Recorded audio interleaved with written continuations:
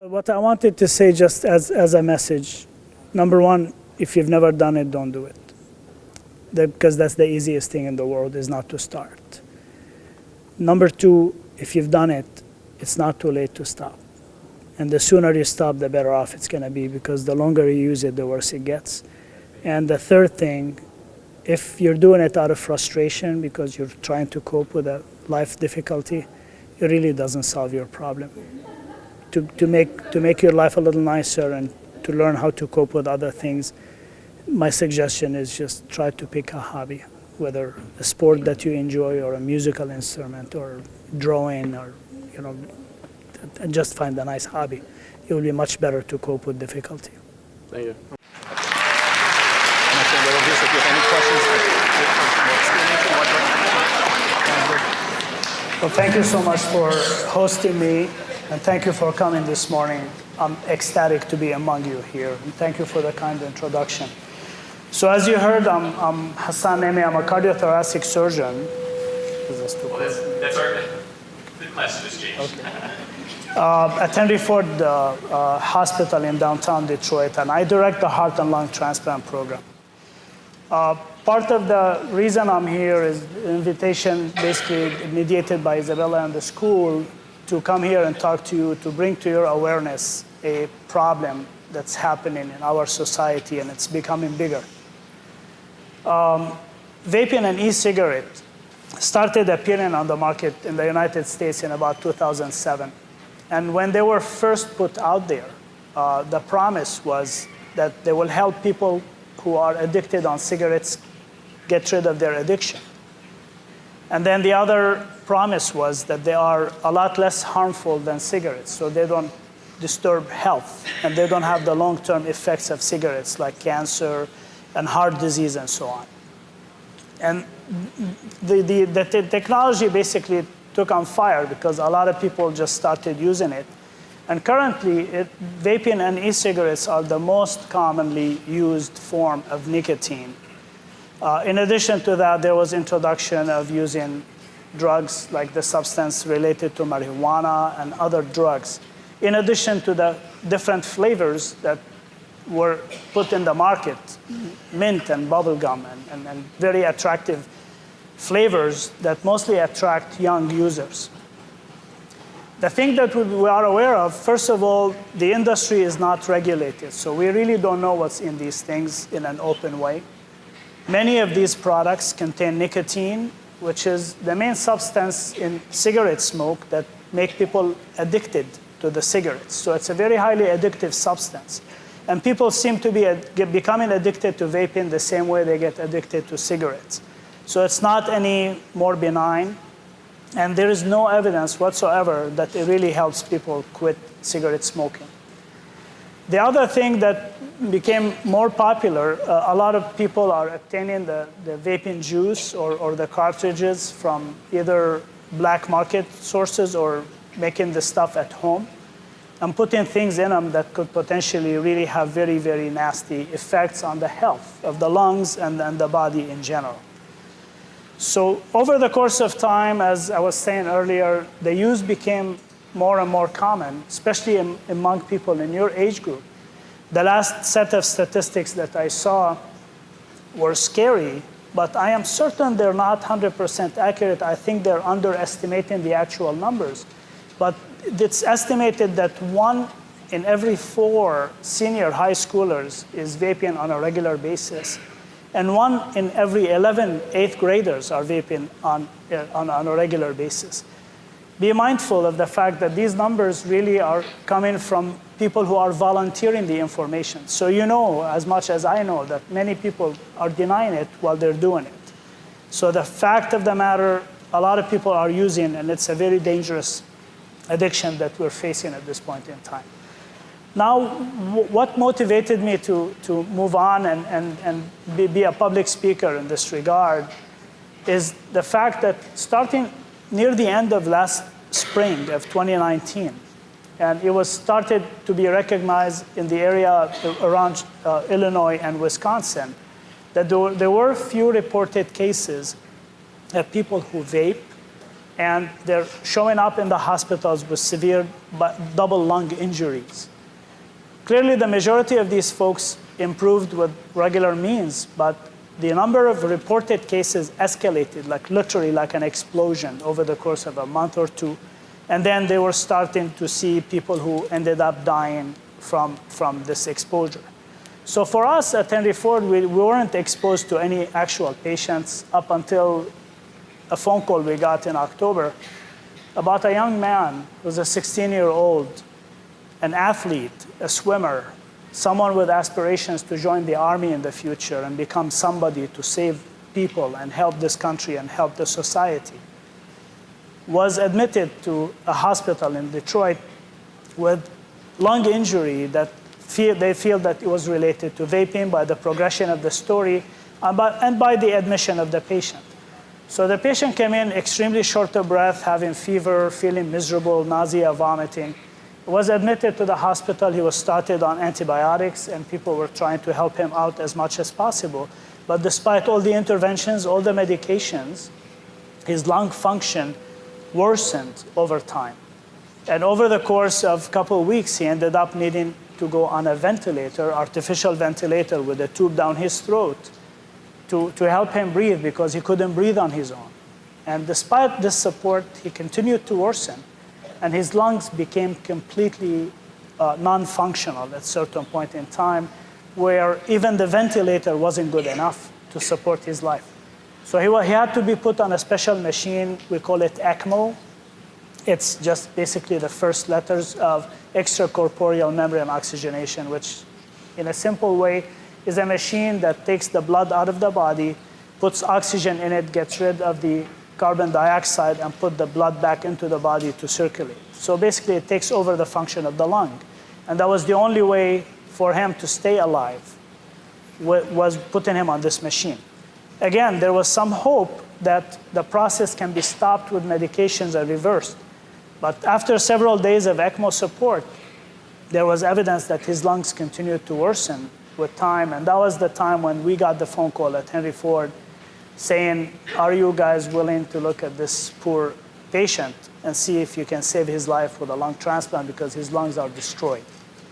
So we got involved, and I went with my team to the hospital to transport him back. In order for us to transport him, we had to put him on an ECMO that's amenable, that's small size, that can allow us to move him to our hospital. I had to disconnect him from the ECMO for literally between 8 to 10 seconds. And during that time, that was long enough for him to crash because his own lungs were not able to sustain him. So we transported him to our hospital. And I brought in this picture with me. I want you to focus on this picture that's on your left. This is a picture of his lung.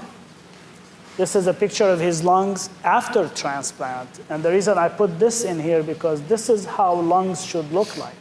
They should have airspace in there, and that's how we get oxygen, and we get to clean up the carbon dioxide out of our body. But his lungs, if you see here, you see some air in the airway only, but there is no air getting into the lung except in this small pocket. So the lung was completely destroyed. And this is what we were presented with. So after we moved him to our hospital, we had to go through a very complex evaluation process. I'm not going to bore you with that. And then once the decision was made, talking to his family and siblings and parents, we decided to go ahead and do lung transplant because that was the only way for him to survive. Otherwise, he was going to die for sure. So we were able to find him a pair of lungs that were suitable for him in terms of size. We did the operation. This is the result after the operation, and I'm very happy to report that he's recovering beautifully and going back to normal life. And he told us that he decided to become an ambassador to make you guys aware of the bad effects of a wrong decision and peer pressure that can harm your life and shorten your life or destroy it. And with that, they're not just destroying the student's life, but actually destroying the family's life and affecting the country because you guys are the future for this country. You are the generation of tomorrow. We want you healthy. We want you happy. And that's the main reason, the biggest motivation for me to be here, to talk to you this morning. A couple things I want to bring up to your attention, basically, is that, number one, whoever tells you it's a benign intervention and doesn't hurt, it's a lie. It's not benign. It's addictive. It gets you hooked. You start using it, and then you become in need for the use to feel normal. So that's how it gets you stuck. It wastes your money. And as you can see, it potentially can kill you. So this is why I need you to be aware, should not respond to any kind of pressure to use these substances. And as you heard a little earlier, if you've done it, it's not a crime. But this is the time to stop, because the longer you do it, the worse it gets. The addiction gets worse with time. So if you need help, you can reach out and seek help, because even people who got addicted, there are programs in the state, can be reached through the school that can help you come off the stuff. And the other message I'd like to leave you with, nothing that we take by mouth in terms of medications or drugs or substances or alcohol really solves our social problems. So if you're going through some tough time in your life for any reason, be it parents, be it school, be it friends, using substances is not going to take the problem away. They might make you numb for a short period of time where you don't feel the pain. But that's not going to solve your problem, because when you wake up, you're going to face the problem, and probably the problem will be even worse. So I do encourage you, especially at your young age, is to cope with stress by picking up something that you enjoy doing, be it a sport, a musical instrument, writing, poetry, some form of activity that becomes productive. It helps you grow, and it will help you to cope and find ways to improve your situation instead of resorting to things that are not going to solve your problem.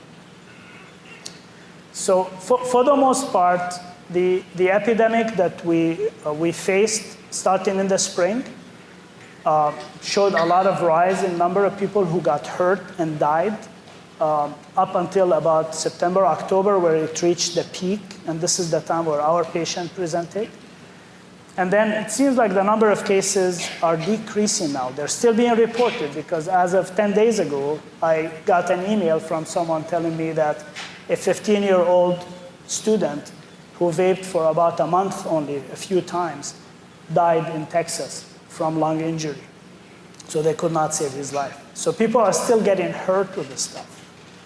And the feeling is, for the most part, and I need to share some of this information with you, the majority of those reported cases where lung injury happened were substances or vape juices that were obtained either from friends or black market or things of this nature. So be wary. Don't use things that you have no idea what they have.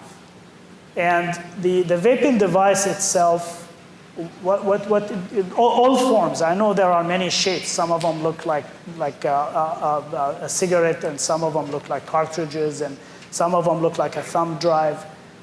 All these things have the same principle. They're battery-operated heat-in wires and a vape juice. So basically, the juice comes to the wire. When it's hot, it hits it. It becomes aerosolized in very, very small particles at very high concentration. And this, when people inhale that, very high concentration, the particles are so small, they are able to reach the very, very far end of the lung. So they effectively reach every corner in your lung, every corner. And with that, if there is anything toxic in there, this is a very good method to deliver the toxin to where they can really inflict most damage on the lungs. And the thing, I don't mean to be graphic this morning and scare you, but I need you to be aware of what I saw when I did the lung transplant, and I took the old lungs from my patient out of the chest to put the new lungs in to save his life. I've been doing lung transplants for almost 20 years, and I have not ever in my life seen anything uglier than what I saw that day. We put the picture, I don't know if it's projecting well here, but this picture up here is really the left lung of my patient, and I'm holding it in my hands during surgery when I took it out of the chest. A normal lung, when you disconnect it, it becomes very small and very light. And it collapses in your hands, literally like a piece of cloth. This lung was disconnected, and as you can see, it's just staying in full shape as if somebody inflated it with air. I had quite a bit of difficult time, despite a very big cut that I made on his chest. I could barely deliver it through the cut to take it out. And this lung was literally solid, like when you feel the truck tires, you know, the rubber on the truck tires, how firm it feels. This is the way this lung felt. And when we did the microscopic examination on it, the shocking part was the airway itself was not damaged at all, as if nothing happened. It looked normal. But the lung tissue itself got completely destroyed. So the small sacs that are supposed to fill with air and do the gas exchange were completely destroyed and obliterated. They did not exist. They were replaced completely by scar tissue.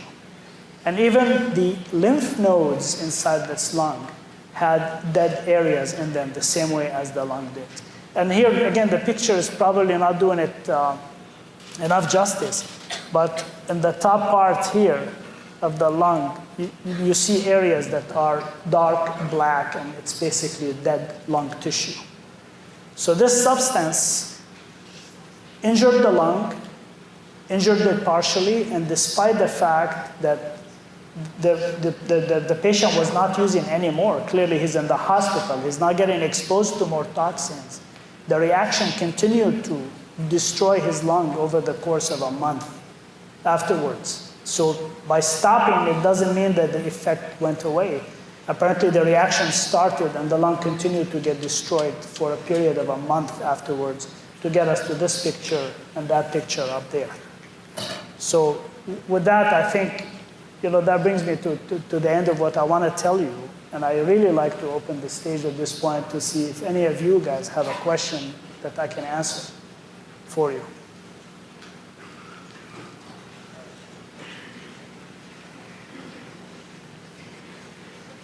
Go ahead.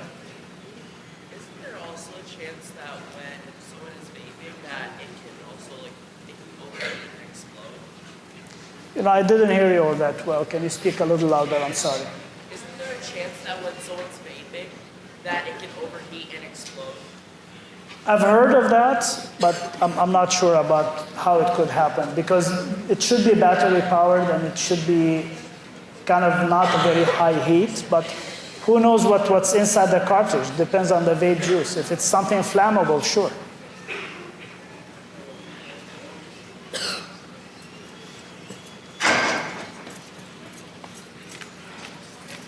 Anybody else? Go ahead.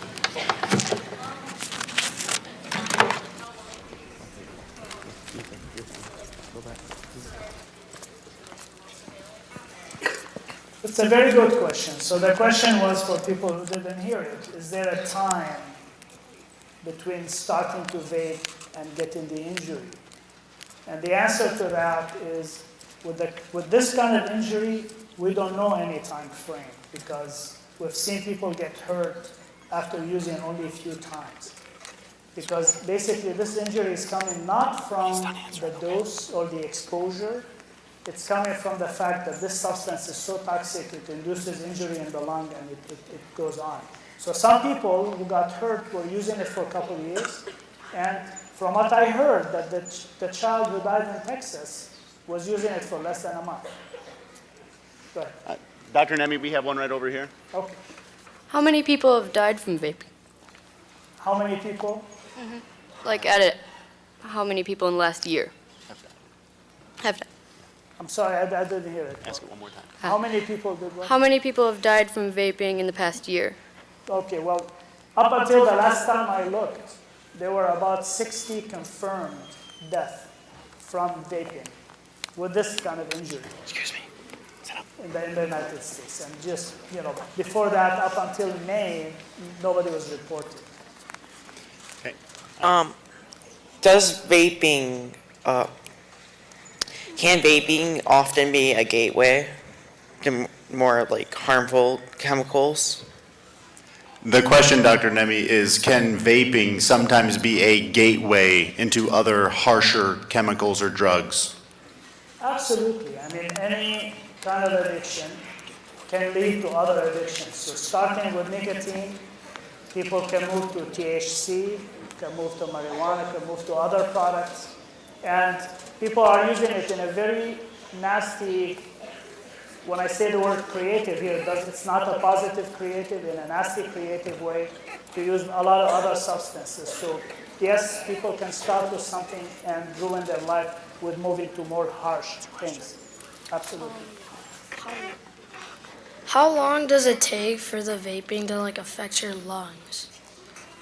Again, I mean, the longer you use it, the worse it gets, but some of these injuries are happening after only a month or two of use. Hold it. Talking to it. Does vaping age you faster? No. It's a very good question. And the answer to that is yes, in the sense because it will affect your system. Now we're starting to recognize that it has bad effects on the heart. It has bad effects on the body in general, so it does shorten your lifespan. So in other words, yes, it ages you. When you're vaping, can your lungs shrivel up inside your body? Well, that's what practically happened to our patient.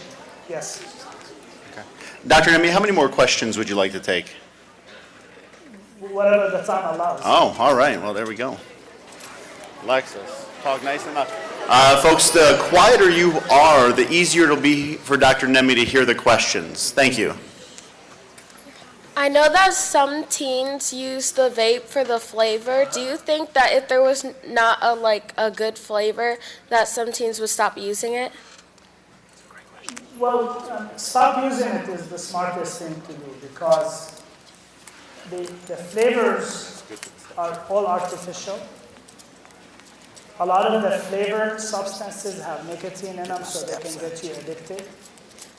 And I know they're trying to make it attractive by making it nice flavors to attract, especially the kids. So stopping to use is my only advice to you this morning. That's the only message. It's just either don't use it at all. The easiest thing is not to start, because once you start, it becomes a difficult thing to stop. So the easiest thing in the world is don't start. That's my message for you this morning. Nice and loud. Are vapes worse than cigarettes themselves? Well, it's an excellent question too, because that question comes up very frequently. Okay, cigarettes and vapes have different kind of effects on the body. Vaping does not have the combustion or the burning products that cigarettes have that gives people cancer and other things. But clearly vapes have other effects that cigarettes don't do, because I haven't seen a single patient who gets that bad from cigarettes. So they're different. They hurt you in a different way. When you get a lung transplant, where do the new lungs come from? That's an excellent question too. So normally the new lungs come from someone who sustained a brain injury from either a car accident or a gunshot wound or something of this nature. And their brain is so damaged to the point that they do not have a chance to live a normal life, which means they're brain dead. And that's the time when, people are approached to donate the viable organs to help other people survive. What is the government doing to help stop vaping and smoking? Beautiful question. Thank you for that. So there are a lot of programs, starting at our small level of the state of Michigan. There is effort to stop all the flavored vapes from being in the market, to ban them, make them illegal.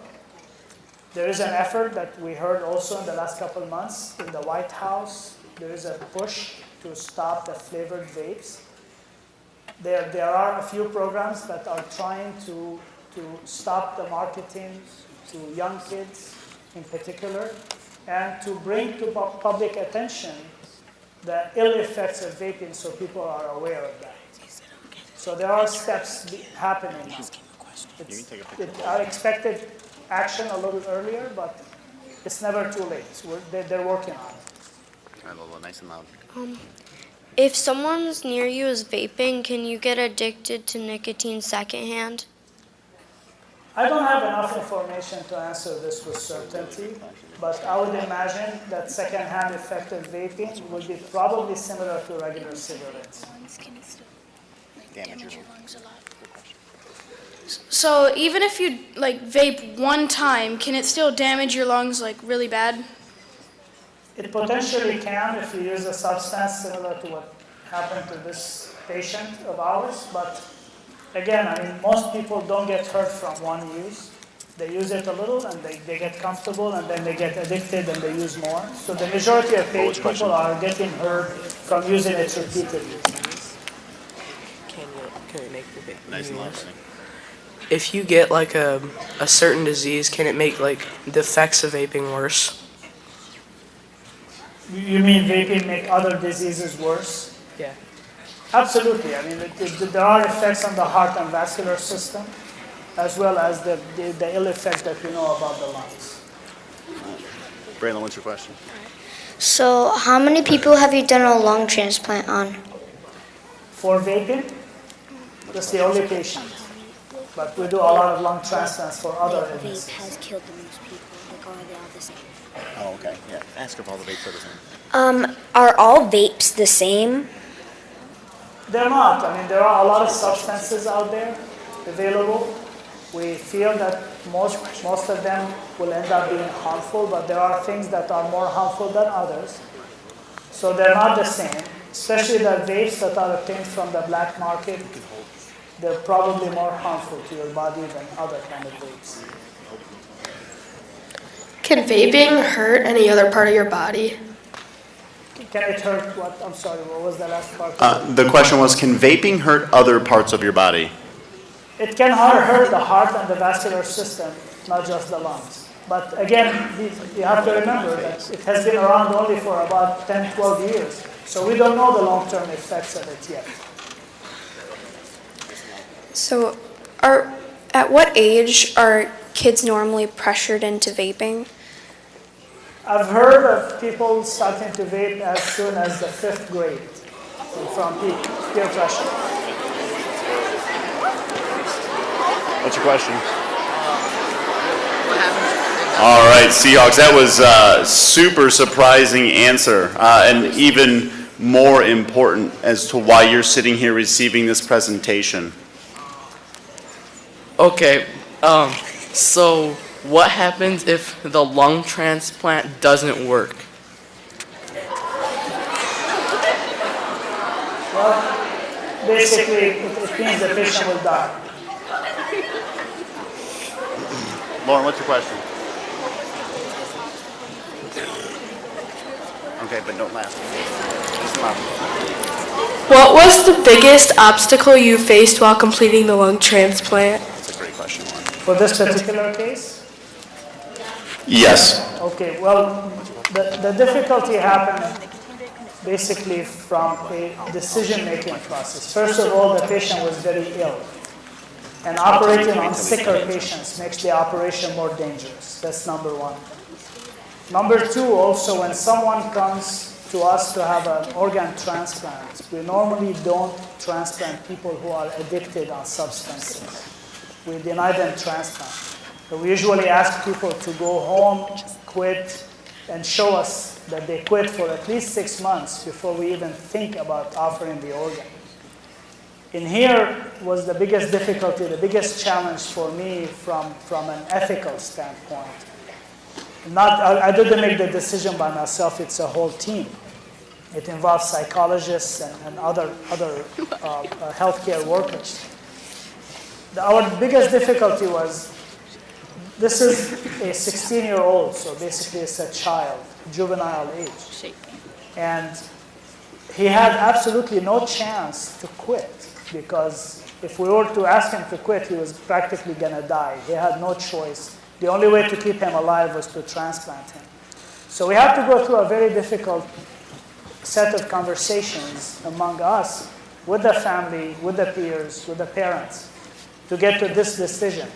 And we really had to bend the rules a little bit to get him saved. And I'm glad we did this because he turned out to be an outstanding young man who's really cashing in on it, and he's taking it to make something good out of this miserable experience.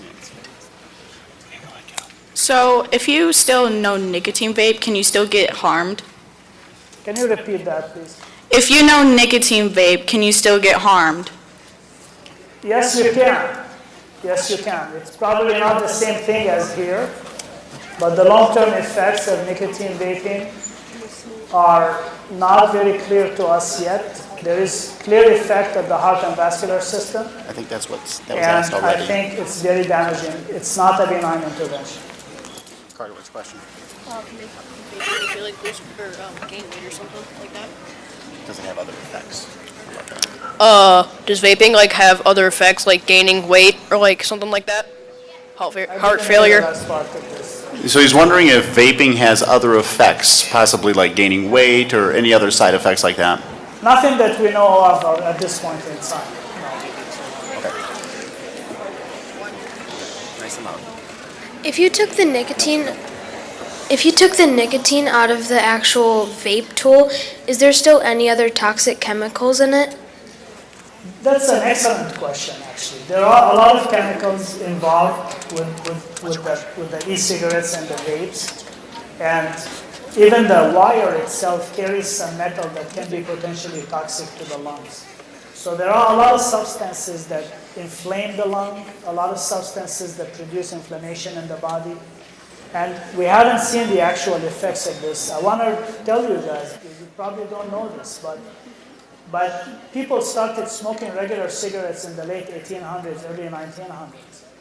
And it took us almost 70 years to recognize the ill effect of cigarettes on health. And it might take us the same length of time to recognize the ill effects of vaping. So we don't know all the side effects of that. Okay, nice and loud. Hold it right to your mouth. How do you match a donor? Very nice question also. We have to go by the blood group. It has to be the same blood group so they don't reject. And also we have to match the body size. So you can't take a big lung, put it in a small guy, or vice versa. So we look at the size within range, and we look also at the blood group matching. All right, Dr. Nemeh, I have one more question for you. It comes from myself. What is the change in life expectancy for someone who has received a double lung transplant? Another excellent question. So double lung transplant survival, on average, we measure it by, we call it average survival, which means 50% of the patients are expected to be alive and well in about 8 years. The other 50% don't get there. So only the very, very lucky few who are beyond 10 years after lung transplant. And this is very important to know. So this is not a cure. Lung transplant was a life-saving intervention. Without it, my patient would be dead.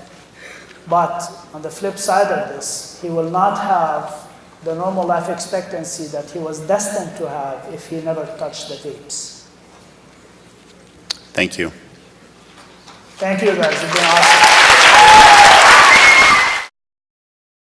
We don't have enough data to know the long-term effect. What we know is, number one, it's addictive, so it gets you hooked on the material. And number two, we know that it could be potentially toxic over time. Part of the problem is there are some substances like vitamin E acetate where people are putting it to cut the vaping juice with, because it's cheap, they can make more. That type of stuff leads to this kind of picture. So that will shorten life in a very drastic way. You know, some people die right away. And even people who don't require lung transplant, people who get injured go to the hospital and then get discharged. We don't know the long-term effect on their health yet. Cigarettes, we know, lead to cardiovascular complications, leads to cancer, and destroys the lung over a long period of time, leading to emphysema. Vaping, we're seeing injuries in a shorter period of time, so they're not the same.